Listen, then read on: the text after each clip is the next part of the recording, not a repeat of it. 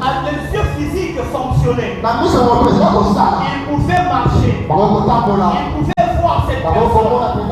Mais cet aveuglement, c'est les yeux de leur foi. C'est les yeux de leur révélation. Parce qu'ils n'ont pas pu reconnaître Jésus.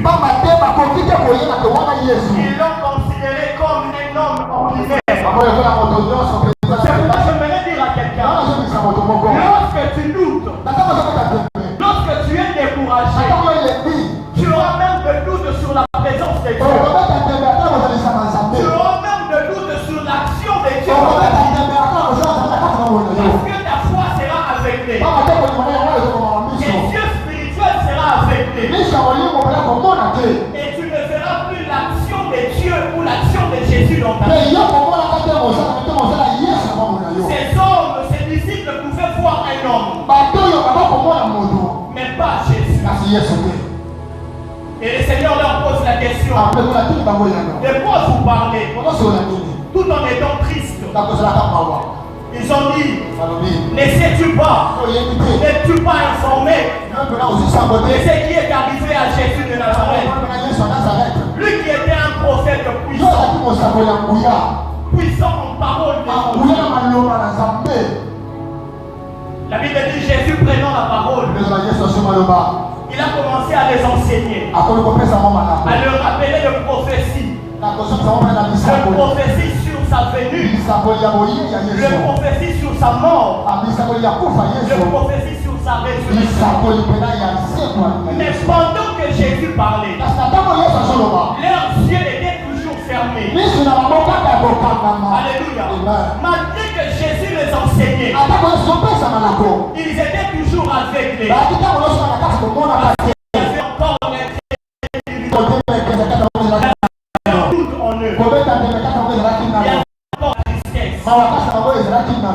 mais lorsqu'ils sont arrivés au village d'Emmaüs, c'est là maintenant que se situe ma prédication. La Bible dit, les jours arrivés à son déclin, ils sont arrivés dans une maison. Le Seigneur voulait partir. Ils l'ont retenu.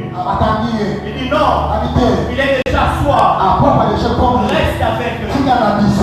Alléluia. Ils ont invité Jésus. La Bible dit pendant qu'ils étaient à table, le Seigneur prit du pain. Il les rompit. Alléluia. Alléluia. Est-ce qu'on peut aller maintenant? Est-ce que quelqu'un peut acclamer pour le Seigneur? Il fruit d'Éden au pain d'Emmaüs. Bien-aimé dans le Seigneur, il existe dans la Bible deux repas. Deux repas qui ont changé le destin de l'humanité. Alléluia. Le premier repas s'est passé au jardin d'Éden. Et ce matin, permettez-moi, nous allons le représenter ainsi. Le premier repas qui s'est passé au jardin d'Éden, nous allons le représenter par ses fruits. Alléluia. Et le deuxième repas s'est passé sur le chemin de Maïs que nous allons représenter par ses pains. Alléluia. Le fruit et le pain. Les deux repas qui ont changé la destinée. Alléluia. Dans le premier repas, l'homme mange et ses yeux s'ouvrent. Dans le second aussi, les disciples mangent et leurs yeux s'ouvrent. Maintenant, la question que je me pose, lorsque l'homme mange le fruit, en quoi ses yeux étaient-ils ouverts? Et lorsque les disciples mangent le pain, en quoi leurs yeux se sont ouverts? Alléluia.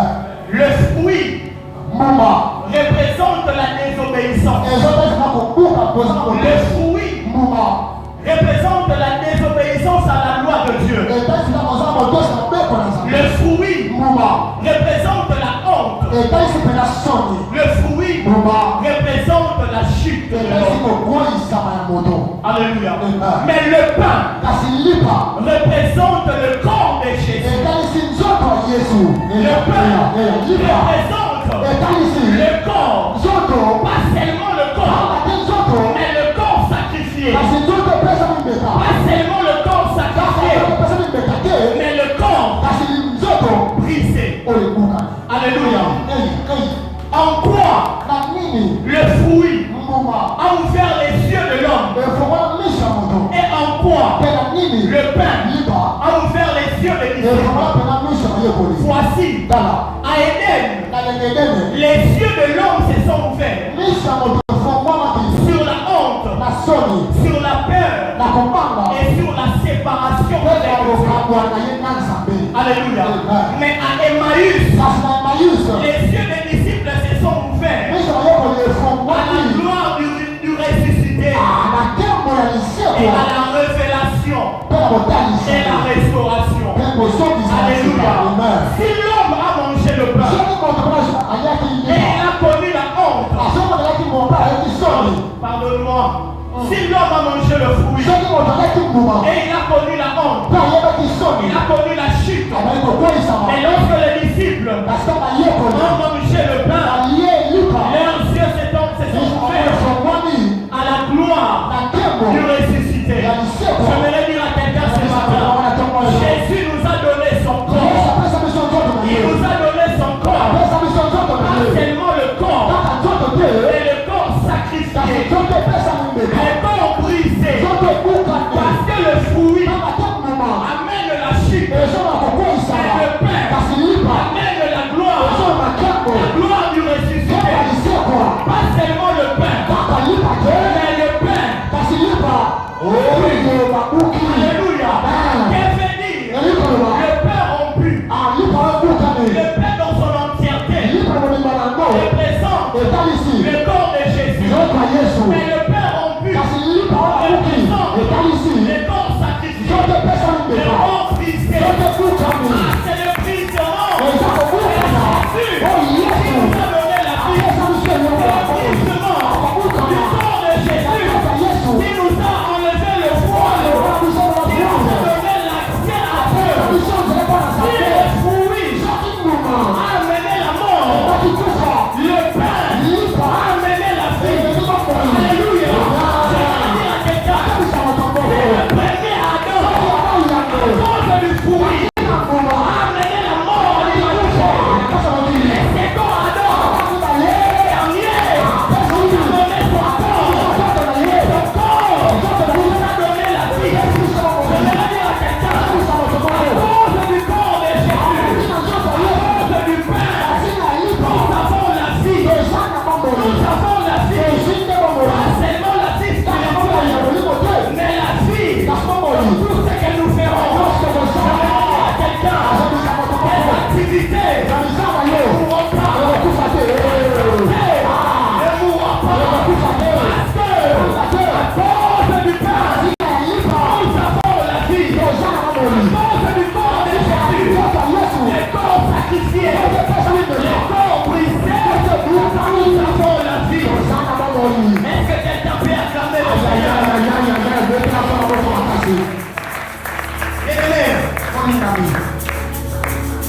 Je vais parler ici de deux types de visions. Parce que dans les deux cas, il y a la vie spirituelle et la vie physique.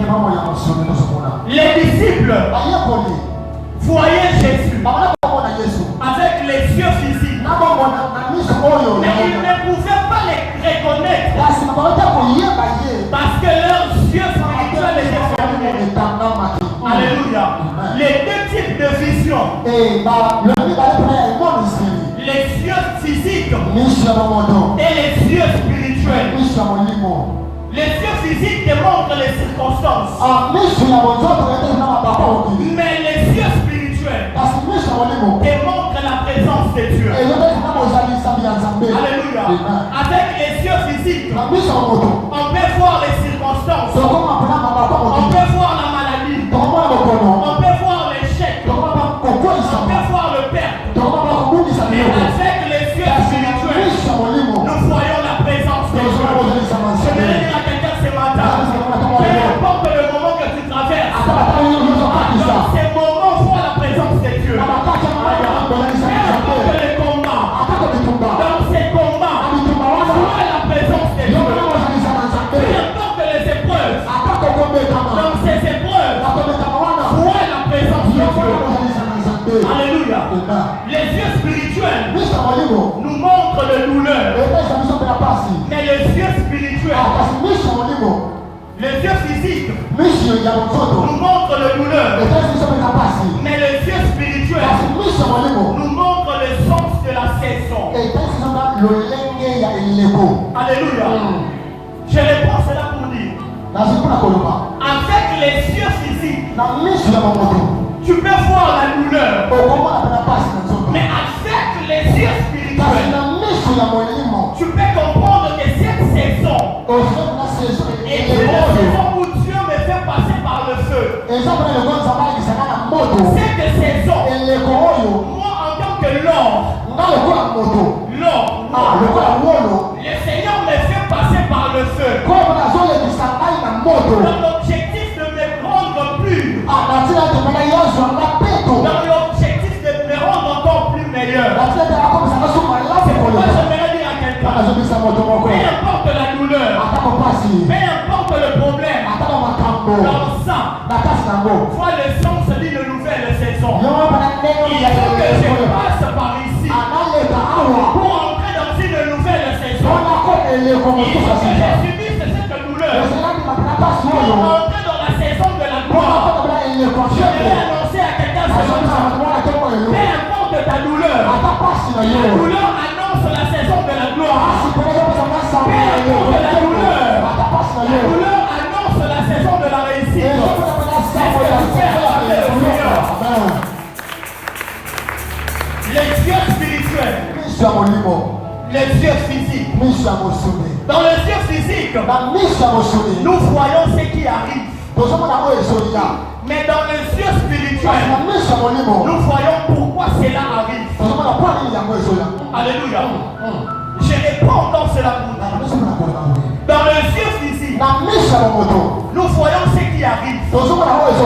Le problème, le combat, les épreuves, le doute, les découragements. Les enfants ne se marient pas.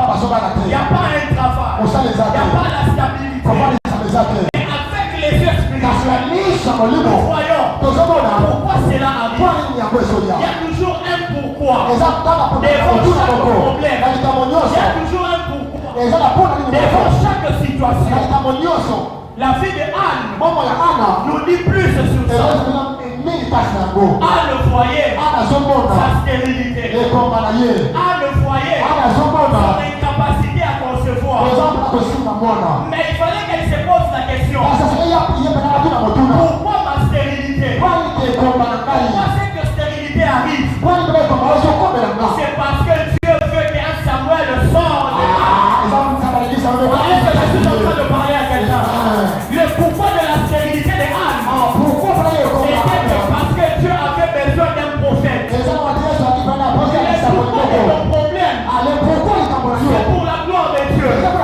Le pourquoi de ton combat, c'est pour que Dieu tire sa gloire et que son nom soit glorifié. Est-ce que quelqu'un peut acclamer le Seigneur? Bien-aimé, écoute. La vue n'est pas la vision.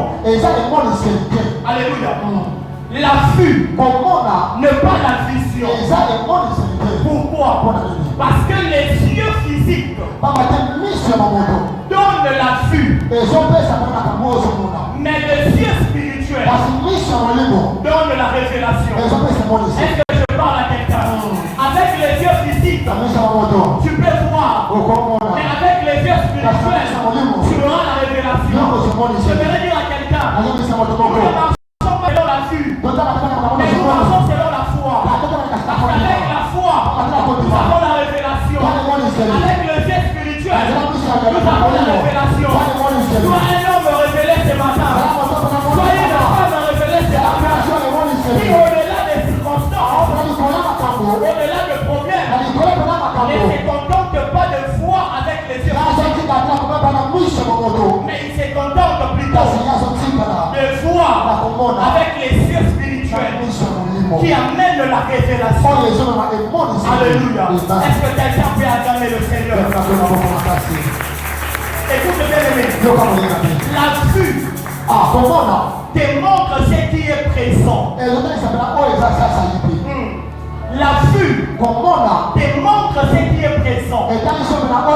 Mais la vision te révèle ce que Dieu prépare pour toi. Je suis en train de parler à quelqu'un. Avec les yeux physiques, tu verras ce qui est présent. La maladie, les situations difficiles, les épreuves. Mais avec la révélation, avec les yeux spirituels, tu pourras comprendre ce que Dieu prépare. Alléluia. Alléluia.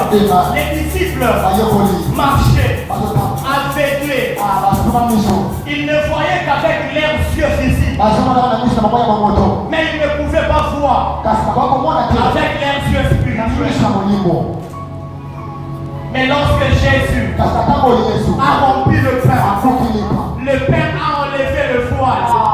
Le pain a ouvert les yeux. Le pain a enlevé l'aveuglement. Et ils ont compris. Et depuis tous ces temps, on ne marchait pas seul. On marchait avec Emmanuel. Dieu parmi les hommes. Je vais dire à quelqu'un tu marches avec Jésus. Tu ne marches pas seul.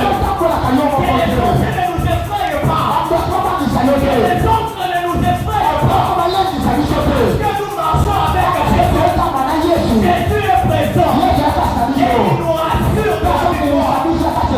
Alléluia. Il nous rassure de la réussite. Est-ce que quelqu'un peut acclamer le Seigneur? Quelqu'un peut acclamer le Seigneur?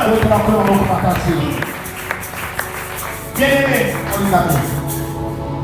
nous avons connu la chute à cause de la désobéissance. Nous avons connu la honte à cause de la désobéissance de l'homme.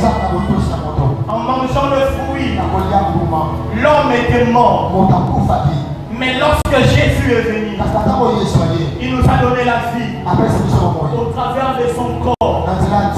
Le pain sacrifié, le pain brisé.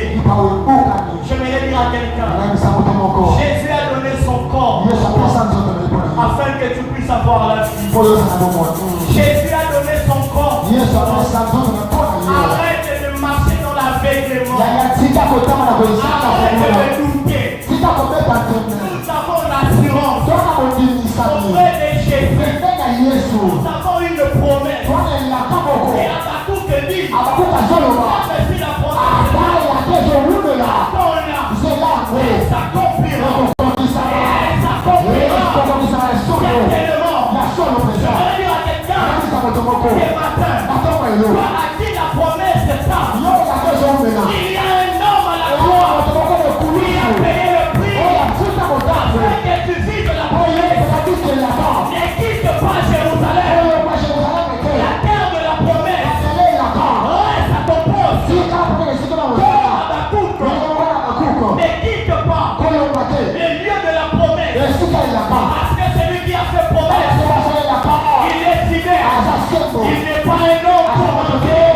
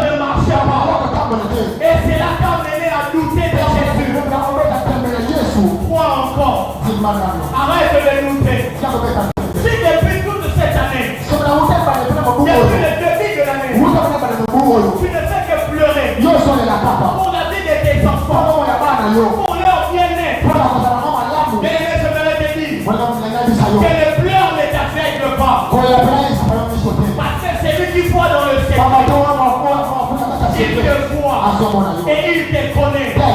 Alléluia. Ranime encore la flamme de la foi en toi. N'arrête pas de croire. Parce que lorsque nous doutons, notre ciel spirituel est aveuglé. Et on est dans l'incapacité de reconnaître la main de l'Éternel. Alléluia. Alléluia. Est-ce que je parle à quelqu'un? Ce matin, le Seigneur veut que tu rallumes encore la flamme. La flamme de la foi. Toi qui doutais, toi qui commençais à te décourager parce que tu ne voyais rien, parce que les choses étaient devenues compliquées, tu étais dans la confusion. Le Seigneur nous donne son pain ce matin. L'Éternel nous donne son pain ce matin. Pain qui est sa parole. Alléluia. Le pain qui est sa parole. Pour nous nourrir. Pour nourrir notre foi. Pour nous encourager. Il te dit ce matin, comme il avait dit à Josué, fortifie-toi et prends courage. Alléluia. Je vais le dire à une maman, fortifie-toi et prends courage.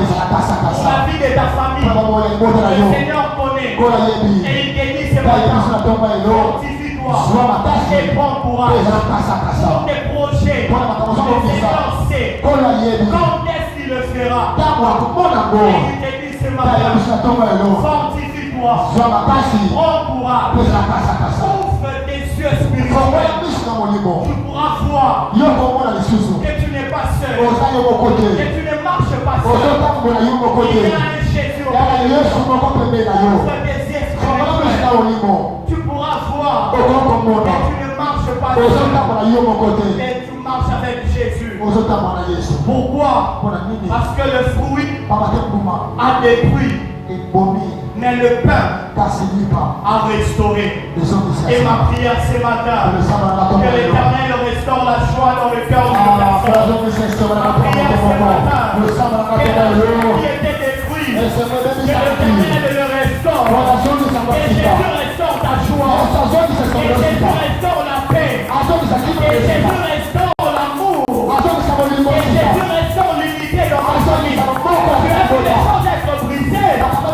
Ce matin, et Jésus restaure l'harmonie dans ta famille. Et Jésus restaure ce qui était perdu dans ta vie. Est-ce que quelqu'un peut acclamer le Seigneur et se tenir debout parce que nous voulons prier le matin? Est-ce que quelqu'un peut se tenir debout et prier?